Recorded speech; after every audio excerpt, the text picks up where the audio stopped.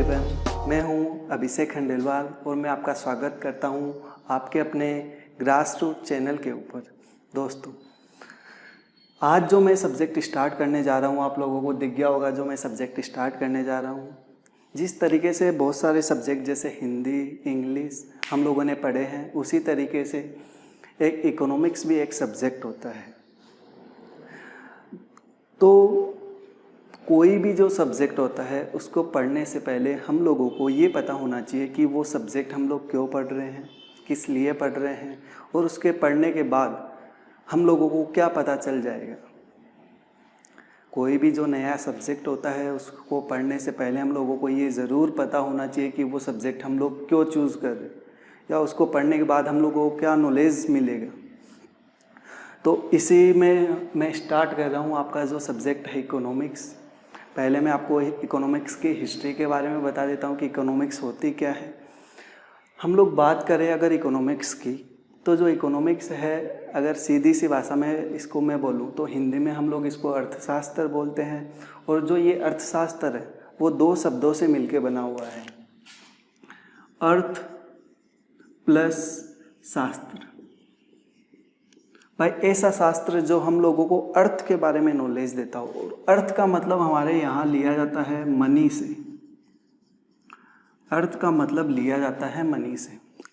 तो मैं अगर ये कहूँ कि हम लोग इकोनॉमिक्स में किसके बारे में स्टडी करते हैं, मनी से रिलेटेड हम लोग स्टडी करते हैं, तो वो हमारा कौन सा सब्जेक्ट होता है, इकोनॉमिक्स होता है। इकोनॉमिक्स एक ऐसा सब्जेक्ट होता है जहाँ हम लोग किसके बारे में स्टडी करते हैं, पैसों के बारे में स्टडी करते हैं। अगर हम लोग बात करें एंशिएंट इकोनॉमिक्स की, तो जो एंशिएंट इकोनॉमिक्स है उसके जो फादर है वो जाने जाते हैं कौटिल्य।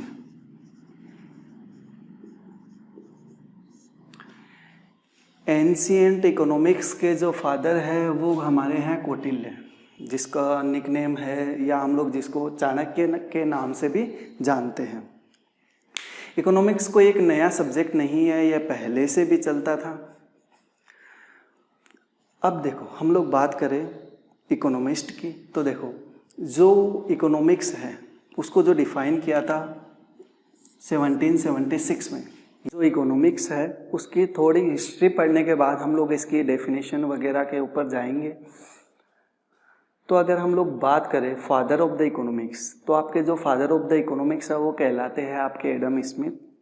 याद रखना, मैंने आपको दो चीज़ बताई है कि जो ancient father of the economics है वो है कौटिल्य, और जो modern father of the economics है वो है आपके एडम स्मिथ। इन्होंने 1776 के अंदर एक बुक लिखी जहाँ से इसका उद्भव माना जाता है या डेवलपमेंट माना जाता है इकोनॉमिक्स का।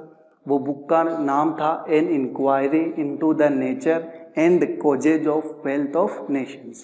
ये बुक थी जो कि किसने लिखी थी, एडम स्मिथ ने।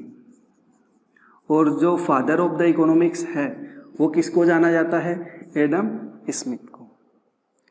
अब देखो, जो भी सब्जेक्ट होती है उसकी जो डेफिनेशंस है या जो सब्जेक्ट है वो एक वाइडर सब्जेक्ट होती है। तो उसी तरीके से उसको इजी करने के लिए हम लोग क्या करते हैं, पार्ट्स के अंदर डिवाइड कर देते हैं। सब्जेक्ट को इजी करने के लिए हम लोग क्या कर देते हैं, पार्ट्स के अंदर डिवाइड कर देते हैं। उसी तरीके से इकोनॉमिक्स को भी दो पार्ट्स के अंदर डिवाइड किया गया है। जो आपकी फर्स्ट पार्ट है वो कहलाती है माइक्रो इकोनॉमिक्स, और जो सेकेंड पार्ट है वो आपकी कहलाती है मैक्रो इकोनॉमिक्स। फर्स्ट पार्ट है वो आपकी कहलाती है माइक्रो इकोनॉमिक्स, और जो सेकेंड पार्ट है वो कहलाती है आपकी मैक्रो इकोनॉमिक्स, जिसको हिंदी में व्यष्टि और समष्टि कहा जाता है। अब ये है क्या, इसको समझना कि माइक्रो इकोनॉमिक्स और मैक्रो इकोनॉमिक्स होती क्या है। उससे पहले मैं कुछ बेसिक चीज़ें बता देता हूँ। ये जो वर्ड है माइक्रो और मैक्रो, ये ग्रीक वर्ड से लिए गए हैं। ये जो वर्ड है माइक्रो और मैक्रो, ये ग्रीक वर्ड से लिए गए हैं। सबसे पहले इन वर्ड का यूज किसने किया, रेगनर फ्रिश ने। इन वर्ड्स का यूज किसने किया, रेगनर फ्रिश ने 1933 के अंदर। तो ये बेसिक इन्फॉर्मेशन है माइक्रो एंड मैक्रोज के बारे में। ग्रीक वर्ड माइक्रोस और मैक्रोज से ये बने हुए आपके माइक्रो और मैक्रो वर्ड। अगर हम लोग बात करें अगर माइक्रो इकोनॉमिक्स की, तो माइक्रो का मीन्स होता है स्मॉल, और जो मैक्रो वर्ड है उसका मीन्स होता है लार्ज, लाइक ए एलिफेंट। हम लोग अगर बात करें माइक्रो इकोनॉमिक्स की, तो यहाँ मैंने डेफिनेशन लिख रखी है कि जब हम लोग, मैंने बताया कि माइक्रो का मतलब क्या होता है, स्मॉल। यहाँ मैंने डेफिनेशन लिखी है, क्या लिखी है कि हम लोग अगर किसी इंडिविजुअल यूनिट की स्टडी करते हैं तो वो हमारी क्या कहलाती है, माइक्रो इकोनॉमिक्स। तो अगर मैं सिंपल लैंग्वेज में बोलूँ तो माइक्रो इकोनॉमिक्स का मतलब क्या हुआ, माइक्रो इकोनॉमिक्स के अंदर हम लोग एक इंडिविजुअल यूनिट की स्टडी करते हैं, like a firm, a consumer, a producer.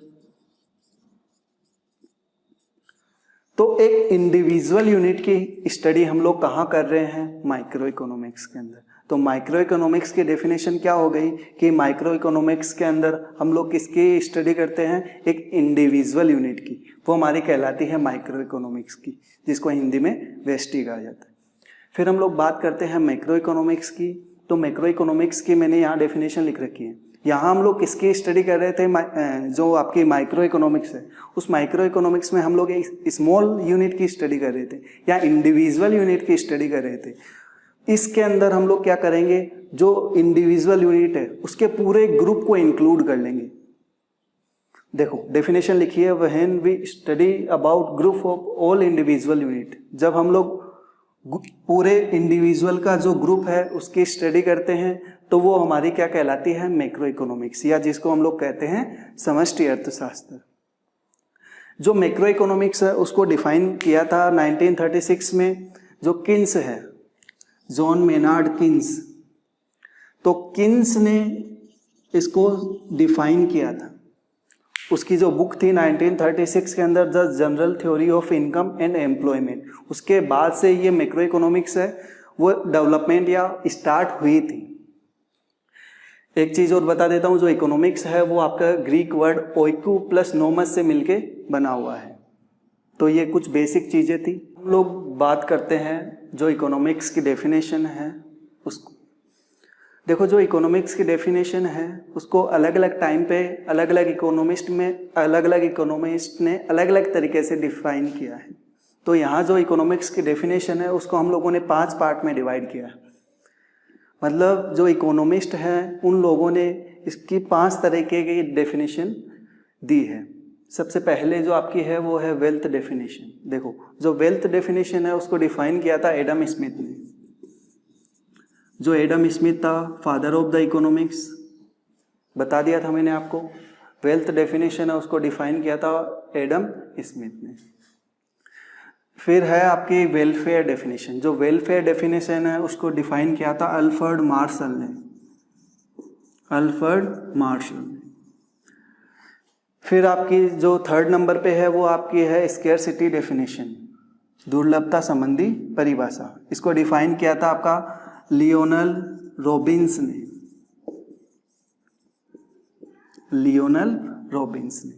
फिर 4th नंबर पे है आपकी वांटलेसनेस डेफिनेशन। जो वांटलेसनेस डेफिनेशन है उसको डिफाइन किया था प्रोफेसर जेके मेहता ने।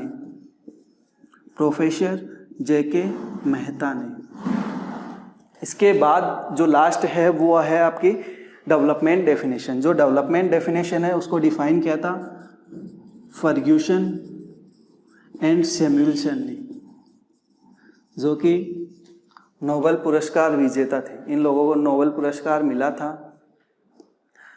तो ये 5 तरीके की डेफिनेशन है या 5 पार्ट्स में डिवाइड किया गया है इकोनॉमिक्स की डेफिनेशन को। देखो कोई भी जो सब्जेक्ट होता है वो धीरे धीरे डेवलप्ड होता है। जैसे जैसे उसके बारे में रिसर्च होती है वैसे वैसे उस सब्जेक्ट का डेवलपमेंट होता है। सेम वही चीज़ यहाँ दे रखी है। ये इतनी सारी डेफिनेशन क्यों है, देखो जब इकोनॉमिक्स आई तो सबसे पहले इकोनॉमिक्स को वेल्थ डेफिनेशन, मतलब वेल्थ के अंदर उसको डिफाइन किया गया। वो डेफिनेशन क्या थी कि जो इकोनॉमिक्स है, economics is the study about wealth. कि जो इकोनॉमिक्स है वो किसके बारे में स्टडी करना है, वेल्थ के बारे में। वेल्थ का मतलब लिया गया है मनी से। वेल्थ डेफिनेशन में हम लोग किसके बारे में स्टडी करते हैं? वेल्थ के बारे में। ये इसकी डेफिनेशन थी। किसने डिफाइन किया था? एडम स्मिथ ने। फिर आती है आपकी वेलफेयर डेफिनेशन। अगर हम लोग बात करें वेलफेयर डेफिनेशन की तो अल्फ्रेड मार्शल ने इसको डिफाइन किया था। यहाँ हम लोगों ने क्या पढ़ा? जो इकोनॉमिक्स है वो क्या है, किसके बारे में स्टडी करती है? वेल्थ के बारे में। देखो इस जो ये डेफिनेशन है वेल्थ डेफिनेशन, इसका सबसे बड़ा जो क्रिटिसिज्म था वो क्रिटिसिज्म क्या था कि यहाँ एडम स्मिथ ने क्या बोला कि जो एक पर्सन होता है वो पूरा जो काम करता है वो किसके लिए करता है? पैसों के लिए करता है। क्यों? डेफिनेशन कि economics is the study about the wealth. और यहाँ क्या माना गया? जो एक ह्यूमन होता है उसको क्या माना गया? Economic man. Economic man. जबकि रियल लाइफ में ऐसा नहीं हो सकता। क्यों नहीं हो सकता? उसका रीजन सुनो कि जो मनुष्य हर कोई जो काम करता है वो पैसों के लिए परफॉर्म नहीं करता। जैसे मान लो सड़क है, सड़क के ऊपर एक बूढ़ी औरत जा रही है, अगर हम लोग उसको क्या करते हैं? सड़क क्रॉस करवा देते हैं। सड़क क्रॉस करवा दी हम लोगों ने उसको, तो क्या हम लोग उसके लिए चार्ज करेंगे क्या? या वो काम जो है वो किसके लिए कर रहे हैं हम लोग? वेलफेयर के लिए। तो ये इसका सबसे बड़ा क्रिटिसिज्म हुआ या नहीं हुआ? यार एक चीज़ बताओ, अगर आप कोई काम सेवा के लिए कर रहे हो तो उसके बदले चार्ज करते हो क्या? नहीं करते। तो ऐसी भी सर्विसेज होती है जो हम लोग क्या करते हैं? वेलफेयर के लिए करते हैं। ठीक है, तो ये इसका सबसे बड़ा क्रिटिसिज्म था। तभी इसके बाद जो डेफिनेशन आई वो आई वेलफेयर डेफिनेशन। यहाँ क्या बोला गया कि जो इकोनॉमिक्स है उसमें हम लोग किसके बारे में स्टडी करते हैं? वेलफेयर के बारे में। कि हम लोग वेलफेयर डेफिनेशन में क्या था कि इकोनॉमिक्स में हम लोग किसके बारे में स्टडी करते हैं? वेलफेयर के बारे में। अब एक चीज़ मेरे को सोच के बताना कि अगर हम लोग वेलफेयर, हर कोई जो काम है वो फ्री में कर रहे हैं, सेवा के लिए कर रहे हैं, तो यार कमाएंगे क्या भाई? जो हर काम हम लोग अगर सर्विस देने लग गए तो हम लोग कमाएंगे क्या? अगर देखो आपको अगर घर चलाना है तो उसके लिए पैसों की रिक्वायरमेंट होती है और बिना पैसे हम लोग लाइफ गुजार नहीं सकते। यहाँ क्या बोला गया कि जो भाई हम लोग जो काम कर रहे हैं वो किसके लिए कर रहे हैं? सेवा के लिए। तो ये इसका सबसे बड़ा क्रिटिसिज्म था। इसके बाद आई आपकी स्केर्सिटी डेफिनेशन। लियोनल रॉबिन्स ने इसको डिफाइन किया था। इकोनॉमिक्स की जो एक अच्छी डेफिनेशन है वो थी आपकी स्केर्सिटी डेफिनेशन, यानी दुर्लभता संबंधी परिभाषा। अगर मैं इसको डिफाइन करूं तो ये इकोनॉमिक्स की एक सबसे अच्छी डेफिनेशन थी। समझना इस डेफिनेशन को। क्या थी ये डेफिनेशन? कि जो ह्यूमन वांट्स होती है, human wants are unlimited but resources are limited. भाई जो ह्यूमन वांट्स होती है वो तो क्या होती है? अनलिमिटेड। बट जो रिसोर्सेस है, रिसोर्सेस क्या होते हैं? जो हम लोगों को नेचर के द्वारा मिलते हैं और रिसोर्सेस को बनने में काफ़ी टाइम लग जाता है, इसीलिए वो क्या होते हैं? लिमिटेड होते हैं। तो इसने क्या बोला? To allocation those resources to get more and more satisfaction। समझना इस चीज को कि जो ह्यूमन वांट्स होती है वो तो क्या होती है? अनलिमिटेड होती है, और जो रिसोर्सेज होते हैं वो क्या होते हैं? लिमिटेड। रिसोर्सेज मतलब जो हम लोगों को नेचर से मिलते हैं वो हमारे रिसोर्सेज होते हैं, क्योंकि उनको बनने में काफ़ी साल लग जाते हैं।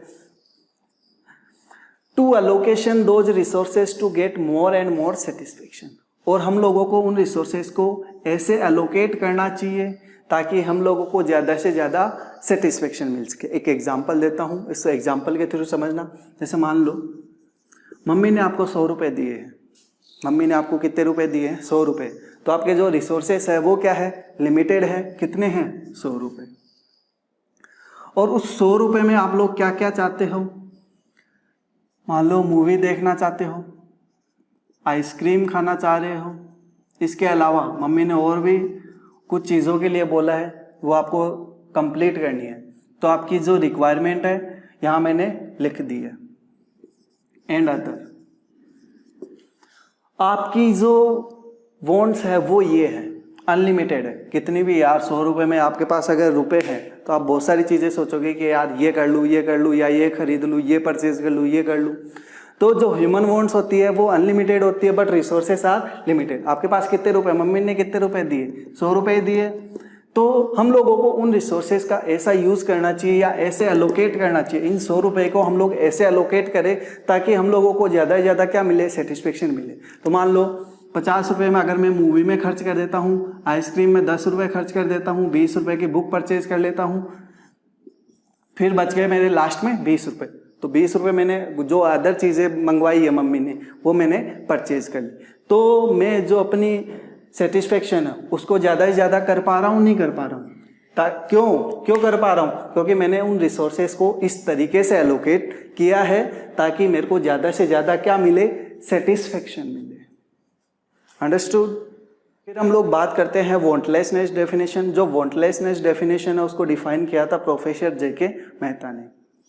समझना, जो इलाहाबाद यूनिवर्सिटी में थे ये प्रोफेसर थे, प्रोफेसर जेके मेहता। इंडियन हिस्ट्री के अंदर पहली बार ऐसा हुआ था कि किसी इंडियन इकोनॉमिस्ट ने इकोनॉमिक्स को डिफाइन किया था। पहली बार किसी इंडियन इकोनॉमिस्ट ने इसको डिफाइन किया गया था। इसके अलावा पहले देखो फॉरेनर इकोनॉमिस्ट है सब, Adam Smith, Alfred Marshall, Lionel Robins, ये सब फॉरेनर्स हैं। पहली बार इंडियन इकोनॉमिस्ट कोई डिफाइन कर रहा है इकोनॉमिक्स को। अब इन्होंने क्या डिफाइन किया, ये गांधी जी के जो विचार थे उनसे काफ़ी प्रभावित थे। तो इनका जो कहना था डेफिनेशन या इकोनॉमिक्स के बारे में कहना क्या था कि जो एक पर्सन होता है वो जितनी भी उसकी वांट्स होती है उसको वह माइंड के द्वारा कंट्रोल कर सकता है।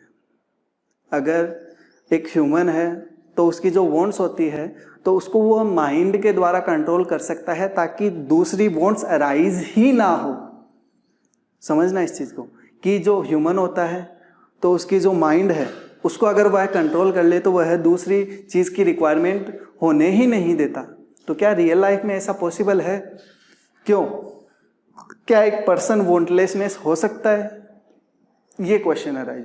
ये इसका सबसे बड़ा क्रिटिसिज्म भी यही है कि एक जो पर्सन होता है वो कभी भी वांटलेसनेस नहीं हो सकता, क्योंकि अगर आज हमारी रिक्वायरमेंट आज पेन की है तो कल पेंसिल की होगी, कल किसी और चीज़ की होगी। तो कभी भी एक पर्सन जो होता है वो वांटलेसनेस नहीं हो सकता। फिर आती है आपकी डेवलपमेंट डेफिनेशन, जो कि फर्ग्यूसन और सैमुअल्सन ने डिफाइन किया था। ये नोबेल पुरस्कार विजेता थे। इन लोगों ने क्या बोला कि economics is a science where we study about the wealth, welfare and scarcity. मतलब इन तीन डेफिनेशन को मिला के एक नई डेफिनेशन बना दी जो कि कहलाई आपकी डेवलपमेंट डेफिनेशन। इकोनॉमिक्स को हम लोग दो पार्ट्स के अंदर डिवाइड करते हैं। पहली है आपकी माइक्रो इकोनॉमिक्स और जो सेकंड है वो है आपकी मैक्रो इकोनॉमिक्स। माइक्रो इकोनॉमिक्स के अंदर हम लोग क्या करते हैं, स्मॉल यूनिट की स्टडी करते हैं, और यहाँ हम लोग लार्ज या group of all individual unit की स्टडी हम लोग कहाँ करते हैं, मैक्रो इकोनॉमिक्स के अंदर। तो देखो माइक्रो इकोनॉमिक्स को यहाँ मैंने 5 पार्ट्स के अंदर डिवाइड किया गया है। मतलब माइक्रो इकोनॉमिक्स के अंदर हम लोग ये सब चीज़ें पढ़ेंगे, या अगर मैं बोलूँ जो स्कोप है माइक्रो इकोनॉमिक्स का वो ये है। तो माइक्रो इकोनॉमिक्स का जो स्कोप है उसको मैंने 5 पार्ट में डिवाइड किया है। सेम उसी तरह जो मैक्रो इकोनॉमिक्स है, तो मैक्रो इकोनॉमिक्स के जो पार्ट्स है या मैक्रो इकोनॉमिक्स में हम लोग क्या क्या पढ़ेंगे वो मैंने यहाँ लिखा है, या जो मैक्रो इकोनॉमिक्स का स्कोप है वो ये है। तो पहले हम लोग बात करते हैं माइक्रो इकोनॉमिक्स के स्कोप पे। तो माइक्रो इकोनॉमिक्स के जो स्कोप है या जो पार्ट्स है जो हम लोग पढ़ेंगे माइक्रो इकोनॉमिक्स के अंदर, उसको हम लोगों ने 5 पार्ट में डिवाइड किया गया है। सबसे पहला जो आपका दे रखा है वो है डिस्ट्रीब्यूशन, फिर आपका है प्रोडक्शन, फिर इसके बाद है कंजप्शन, और फिर है एक्सचेंज और पब्लिक फाइनेंस। उसी तरीके से जो मैक्रो इकोनॉमिक्स है, मैक्रो इकोनॉमिक्स में मैंने डिवाइड किया है नेशनल इनकम के अंदर, फिर उसके बाद general price level, economic development और मैक्रो थ्योरी ऑफ डिस्ट्रीब्यूशन। तो ये सब क्या है, स्कोप है जो आपकी माइक्रो और मैक्रो इकोनॉमिक्स है। या अगर मैं कहूँ कि जो माइक्रो और मैक्रो इकोनॉमिक्स है उसको भी हम लोगों ने पार्ट्स के अंदर डिवाइड कर दिया ताकि हम लोगों को ईजी हो जाए याद करने में या पढ़ने में ईजी हो जाए। अगर हम लोग बात करें प्रोडक्शन के बारे में, तो प्रोडक्शन का मतलब क्या होता है, किसी भी चीज़ को बनाना, वो हमारा क्या कहलाता है, प्रोडक्शन। उसके बाद आता है आपका डिस्ट्रीब्यूशन। डिस्ट्रीब्यूशन का मतलब ये है कि जो बनी हुई चीज़ है उसको डिस्ट्रीब्यूट करना। किसके अंदर डिस्ट्रीब्यूट करना, कंज्यूमर्स के अंदर, ताकि वो कंज्यूमर्स के पास पहुंच जाए। भाई प्रोडक्ट है उसको क्यों बनाया जा रहा है, तो कंज्यूमर की जो नीड है उसको सेटिस्फाई करने के लिए हम लोग क्या बना रहे हैं, प्रोडक्ट बना रहे हैं।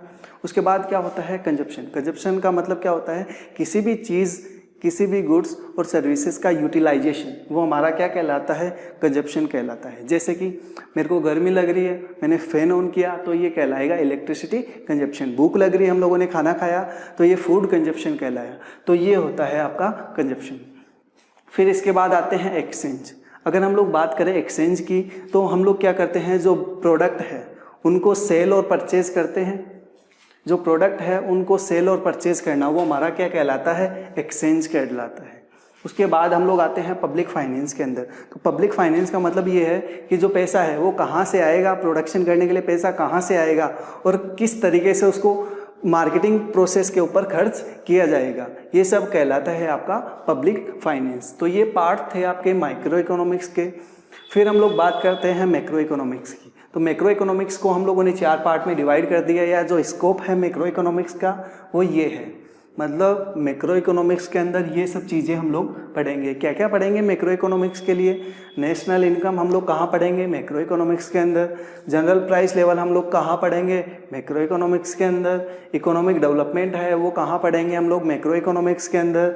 और जो मैक्रो थ्योरी ऑफ डिस्ट्रीब्यूशन है वो हम लोग सब कहाँ पढ़ेंगे, मैक्रो इकोनॉमिक्स। अगर आपको वीडियो अच्छा लगा हो तो वीडियो को लाइक करें, चैनल को सब्सक्राइब करें और अपने दोस्तों के साथ शेयर ज़रूर करें। Thank you.